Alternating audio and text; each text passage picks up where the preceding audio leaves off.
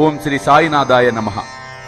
శ్రీ సాయిబాబా జీవిత చరిత్రము మొదటి అధ్యాయం. నమస్కారములు.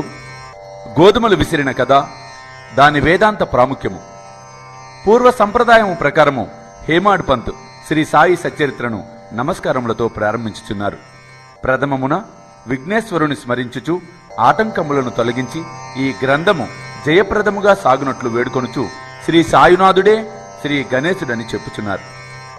పిమ్మట శ్రీ సరస్వతీదేవిని స్మరించి ఆమె తనని గ్రంథ రచనకు పురికొల్పినందుకు నమస్కరించుచు శ్రీ సాయి కూడా ఆమెలో ఒకరిని తానే తన యొక్క కథను పాడుచున్నారని చెప్పుచున్నారు. తదుపరి సృష్టి స్థితి లయకు కారకులకు బ్రహ్మ విష్ణు మహేశ్వరులను ప్రార్థించి శ్రీ సాయి కూడా వీరిలో ఒకరనియు, వారు గొప్ప గురువులనియు, వారు మనులను సంసారము నదిని దాటించగలరని చెప్పుచున్నారు.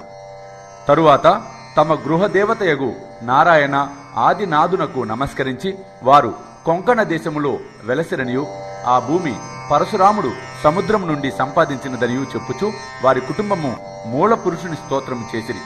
అటు పిమ్మట వారి సగోత్రుడగు భరద్వాజ మునిని స్మరించెను. అదియు కాక పలువురు మునులను యాజ్ఞవల్క్యుడు, భృగుడు, పరాశరుడు, నారదుడు, సనక సనందనాథులు, సనత్కుమారుడు, శుకుడు, సౌనకుడు, విశ్వామిత్రుడు, వశిష్ఠుడు, వాల్మీకి, వామదేవుడు, జైమిని వైశంపాయనుడు, నవయోగీంద్రులను, ప్రస్తుత యోగీశ్వరులకు నివృత్తి, జ్ఞానదేవు, సోపాను, ముక్తాబాయి, జనార్దను, ఏకనాథుడు, నామదేవుడు, తుకారాం, కాన్హా, నరహరులను కూడా ప్రార్థించెను. తరువాత తన పితామహుడు సదాశివునకు, తండ్రి రఘునాథునకు, కన్నతల్లికి, చిన్నతనము నుండి పెంచి పెద్ద చేసిన మేనత్తకు, తన జ్యేష్ఠ సోదరునకు నమస్కరించెను. అటుపైన చదువరులకు నమస్కరించి తన గ్రంథమును ఏకాగ్ర చిత్తముతో పారాయణము చేయమని ప్రార్థించెను. తుదకు తన గురువును దత్తావతారమును అగు శ్రీ సాయిబాబాకు నమస్కరించి వారిపై పూర్తిగా ఆధారపడి ఉన్నవాడనని చెప్పుచు ఈ ప్రపంచము మిథ్య అనియు, బ్రహ్మమే సత్యమనియు, తనకు అనుభవం కలిగించు శక్తి వారికే కలదనియు చెప్పుచు ఈ ప్రపంచములో ఏ ఏ జీవులందు పరమాత్ముడు నివసించుచున్నాడో వారందరికీ నమస్కరించెను. పరాశరుడు, వ్యాసుడు, సౌండిల్యుడు మొదలగుగా గలవారు చెప్పిన భక్తి మార్గములను పొగడి వర్ణించిన పిమ్మట హేమాడ్ పంత్ ఈ క్రింది కథను చెప్పుటకు ప్రారంభించెను. 1910 తదుపరి ఒకనాటి ఉదయమున నేను షిరిడి మసీదులో ఉన్న శ్రీ సాయిబాబా దర్శనం కొరకు వెళ్లితిని. ఈ క్రింది విషయం గమనించి మిక్కిలి ఆశ్చర్యపడితిని. ముఖ ప్రక్షాళన చేసుకొనిన వెంటనే బాబా గోధుమలు విసురుటకు సంసిద్ధుడగుచుండెను. వారు నేలపై గోనెపరిచి దానిపై తిరుగలు ఉంచిరి. చేటలో కొన్ని గోధుమలు పోసుకొని కఫిని చేతులు పైకెత్తి పిడికెడు చొప్పున గోధుమలు వేచు విసురుచుండెను.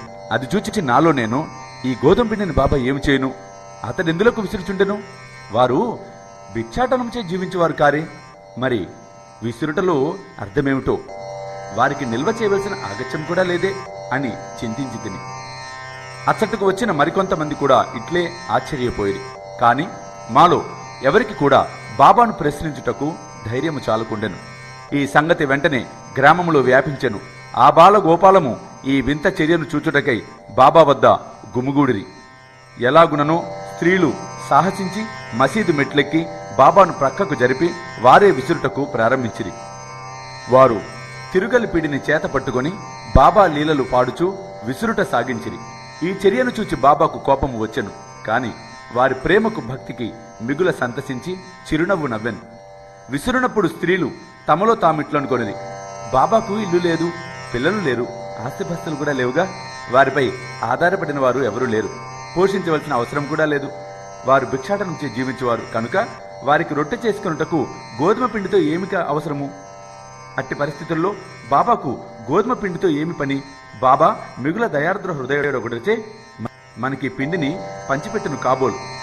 ఈ విధముగా మనమున వేరు విధముల చింతించుచు పాడుచు విసురుట ముగించి పిండిని 4 భాగములు చేసుకొని ఒక్కొక్కరు ఒక భాగమును తీసుకుని చుండిరి.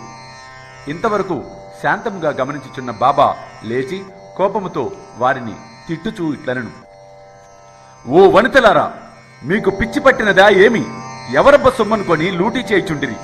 మీ వద్ద నుండి గోధుమలేమన్నా తీసుకున్నానా? ఏ కారణం చేత పిండిని తీసుకుపోవటకు ప్రయత్నించుచున్నారు? సరే, ఇట్లు చేయుడు. పిండిని తీసుకుని పోయి గ్రామపు సరిహద్దులపైన చల్లుడు. ఈ సంగతి విని ఆ వనితలు ఆశ్చర్యపోయిరి, సిగ్గుపడిరి. గుసగుసలాడుకొనుచు ఊరు సరిహద్దుల వద్దకు పోయి బాబా ఆజ్ఞానుసారము పిండిని చల్లిరి. నేను ఇదంతయు చూచి సిరిడి ప్రజలను బాబా చర్యను గూర్చి ప్రశ్నించి తిని, ఊరిలో కలరా జాడ్యము కలదనియు దానిని శాంతింప చేయుటకు ఇది బాబా సాధనమని చెప్పిరి. అప్పుడు వారు విసిరినవి గోధుమలు కావనియు వారు కలరాజాడ్యమును విసిరి ఊరికి అవతల పారద్రోళినని చెప్పిరి. అప్పటి నుండి కలరా తగ్గెను. గ్రామములోని ప్రజలందరూ సంతోషంతో ఉండిరి. ఇదంతయు వినిన నాకు మిక్కిలి సంతసము కలిగెను. దీని గూఢార్థమును తెలుసుకొన కుతూహలం కలిగెను. గోధుమ పిండికి కలరాజాడ్యమునకు సంబంధమేమి? ఈ రెంటికి గల కార్యాకారణ సంబంధమేమి? ఒకటిని ఇంకొక దానినెట్లు శాంతింపచేయును? ఇదంతయు అగమ్యగోచరముగా తోచెను. అందుచే నేను తప్పక ఈ విషయమును గూర్చి వ్రాసి బాబా లీలలను మనసారా పాడుకొనుటకు నిశ్చయించుకుంటుని.